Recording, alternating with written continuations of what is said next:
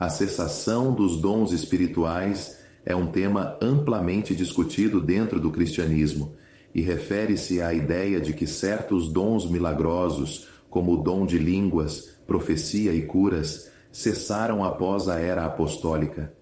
Esta perspectiva é defendida com base em evidências bíblicas e históricas, argumentando que esses dons tiveram um propósito específico e limitado ao estabelecimento da Igreja e à confirmação da revelação divina. Um dos textos principais usados para defender a cessação é 1 Coríntios 13, versos 8 a 10, que diz: "As profecias desaparecerão, as línguas cessarão e o conhecimento passará. Pois em parte conhecemos e em parte profetizamos. Mas, quando vier o que é perfeito, o que é em parte será aniquilado." A interpretação cessacionista entende que o que é perfeito se refere ao fechamento do cânon bíblico, ou seja, quando a revelação escrita das Escrituras foi completada, não havia mais necessidade de manifestações miraculosas para autenticar a mensagem divina.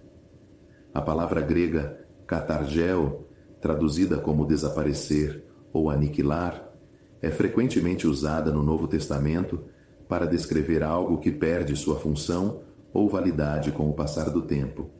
No contexto de 1 Coríntios 13, ela indica que os dons espirituais eram temporários e teriam seu fim. Outra passagem relevante é Hebreus 2, versos 3 e 4, que menciona que a mensagem da salvação foi confirmada por aqueles que a ouviram e que Deus testemunhou essa mensagem com sinais, prodígios e diversos milagres. Os cessacionistas argumentam que essa confirmação foi necessária apenas para a fundação da Igreja e que, uma vez estabelecida, os sinais miraculosos tornaram-se desnecessários. No contexto da Igreja primitiva, os dons espirituais desempenharam um papel crucial. Eles serviram como um meio de autenticar os apóstolos e sua mensagem, conforme descrito em 2 Coríntios 12, onde Paulo fala sobre os sinais do apostolado, que incluíam sinais, prodígios e poderes miraculosos. Os cessacionistas defendem que esses dons eram exclusivos dos apóstolos e daqueles diretamente relacionados a eles. Além disso, os dons também foram dados para edificar a igreja nascente, como mencionado em Efésios 4, versos 11 a 13. A estruturação da igreja, a produção das Escrituras e o estabelecimento da doutrina cristã foram o cumprimento desse objetivo.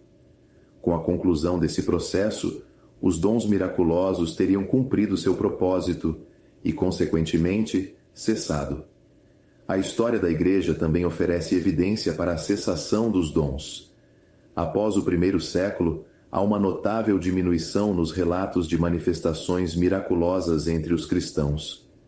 Vários pais da Igreja, como Agostinho, comentaram que os dons espirituais eram característicos da era apostólica e não eram mais comuns em sua época.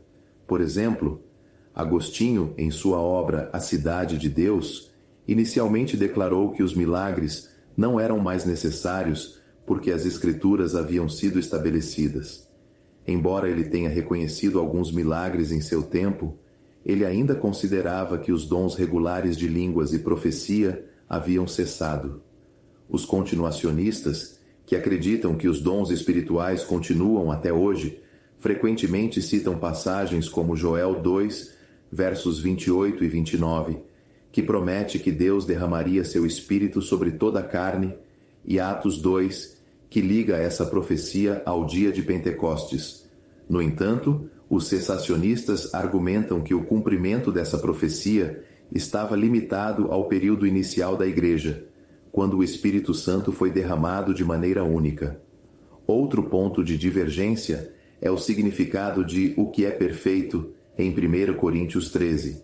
Enquanto os continuacionistas entendem que isso se refere à volta de Cristo, os cessacionistas veem como a conclusão do cânon bíblico, o que seria consistente com a ideia de que os dons espirituais cessaram com a chegada de algo mais completo e duradouro.